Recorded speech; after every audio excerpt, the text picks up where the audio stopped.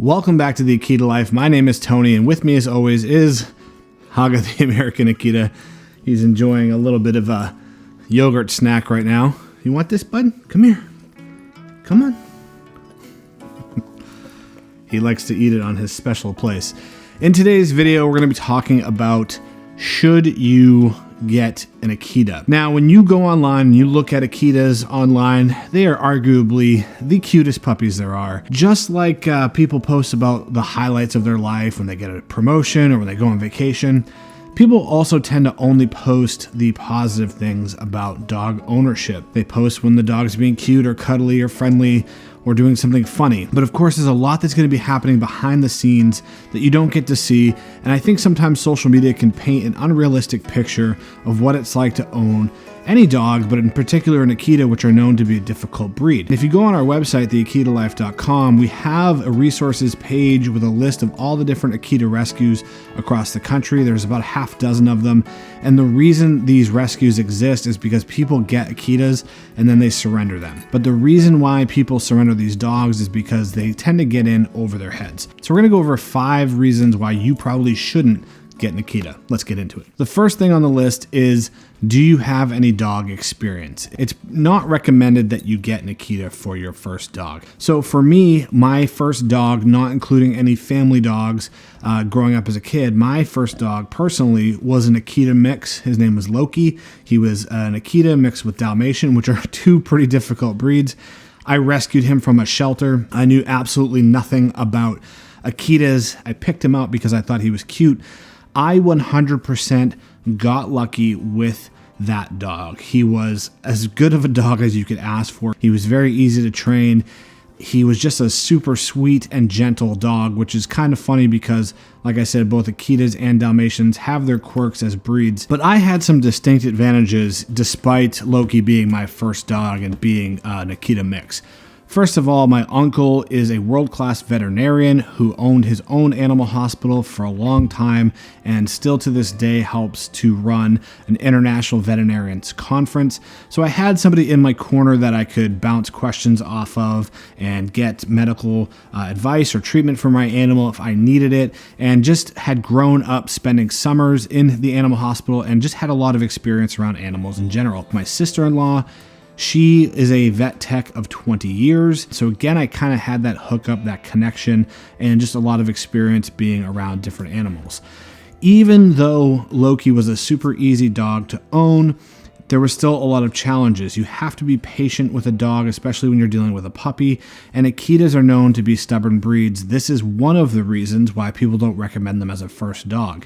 In fact, when we brought Haga to the dog trainer for his boot camp, she told us on the first day, like, wow, this dog is super stubborn. And this is a woman who specializes in working with very difficult dogs and difficult breeds. She's usually the last stop in our area if someone has a dog where someone's told them, like, if you can't fix this problem, the dog's going to need to be put down. She's the trainer that people would bring their dog to. So for her to say, wow, this dog is stubborn, you know that they're going to be a stubborn dog. The other thing about it is Akitas are, a lot of people consider them primitive minded, and they're kind of like a primitive breed where they are very instinctual. They have a high prey drive, and they are very large dogs. They can be very intimidating, and if you're not comfortable and confident around your dog's going to sense that and kind of bully you, and just not a good situation for a first-time dog owner. You have to be super patient. One of the worst things you can do when you are training a dog or dealing with a new dog is to get frustrated. And with a stubborn dog, it's super easy to get frustrated. Okay, the second reason why you shouldn't get an Akita is if you don't have the proper space or shelter to take care of them. One of the things when you are shopping for an Akita puppy, or if you get one from a Akita specific rescue, that they're going to ask you is about your home, how big it is, what do you have for outdoor space, how are you going to be keeping the dog, is the dog going to be put in a crate or is it going to be kept in an outdoor kennel, what the situation is. And many breeders and rescues will not let you have one of their dogs unless you have a fenced in area, because Although Akitas are considered cat-like, and as you can see behind me, they like to lounge around, they do still need a good amount of exercise. And if you don't have space for your Akita to run around, you're going to have to be able to walk them frequently. And if you're at work all day, obviously you can't do that. Also, think about how big of a crate you're going to need for a very large dog. You're going to need an extra large or double XL crate. Do you have room for that crate in your home? If you're going on a long vacation and you need to bring the crate with you, can you fit the crate in your car? All of that stuff is something to consider when you're talking about getting an Akita. If we had a younger Akita and we were living in a city and there was lots of foot traffic and cars going by, that might overstimulate your Akita. So you're going to need air conditioning if you live in a hot climate. These dogs are basically Japanese mountain snow dogs. So they like the cold weather, they like the snow. In fact, we can't even take Haga for a lap around our neighborhood in the summertime if it's more than 80, 85 degrees. It's humid, it's hot, he gets tired. Fortunately, we have air conditioning in our home. And if you rent, your apartment might not let you have an Akita because they're too big if they allow pets at all. Or even if you own your own home, you might not be able to get one because of your homeowner's insurance. So those are all things you need to consider before you get one of these dogs. Okay, the third reason why you should hesitate to get an Akita is you need to ask yourself if you can financially afford it. Now we're gonna go into more depth in another video coming out very soon about what it costs to not just buy an Akita, but also to own one. But there's a huge financial commitment to owning not just an Akita, but any dog. Of course, you're going to have to pay to purchase the puppy, or even if you're getting it from a shelter, there's usually an adoption fee. You're going to need, of course, your basic training tools, the leash, the collar, the harness if you decide to get one.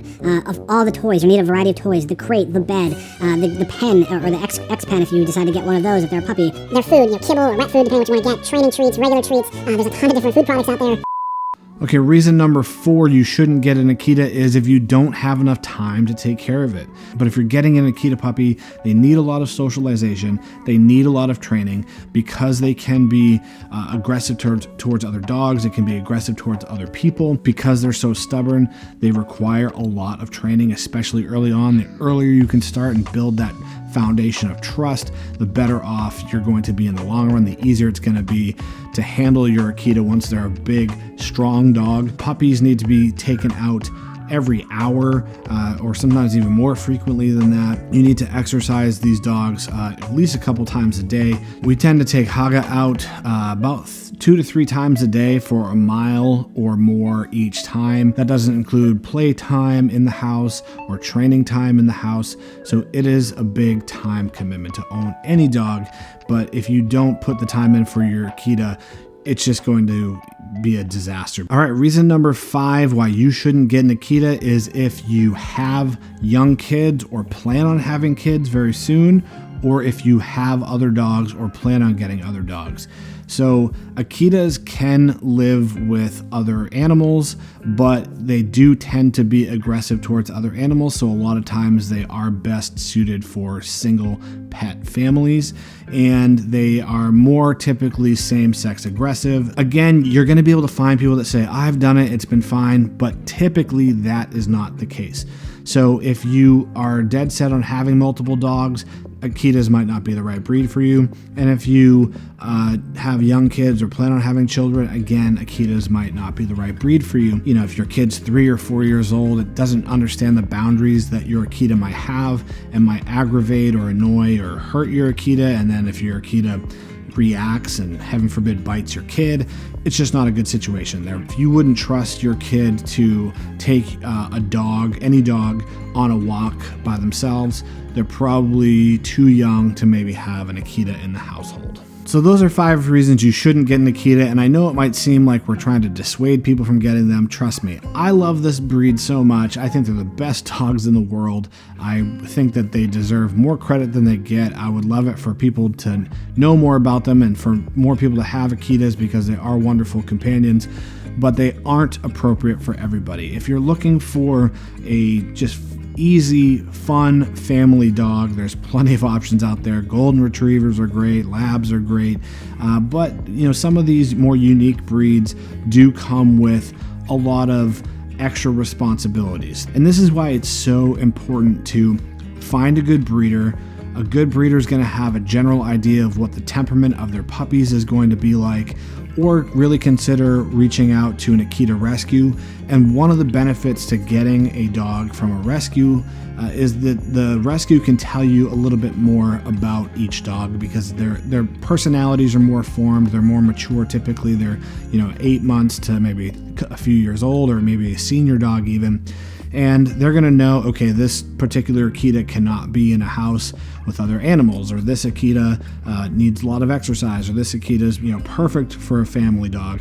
So there's some big advantages to reaching out to an Akita rescue near you. And again, you can find a whole list of those on our website, theakitalife.com. So I hope that video was helpful. If you liked it, please hit that like button. And if you have an Akita, want an Akita, or you're just obsessed with Akitas like I am, please hit that subscribe button. We have new videos coming every week all about Akitas, funny and cute videos, and more informative videos like this.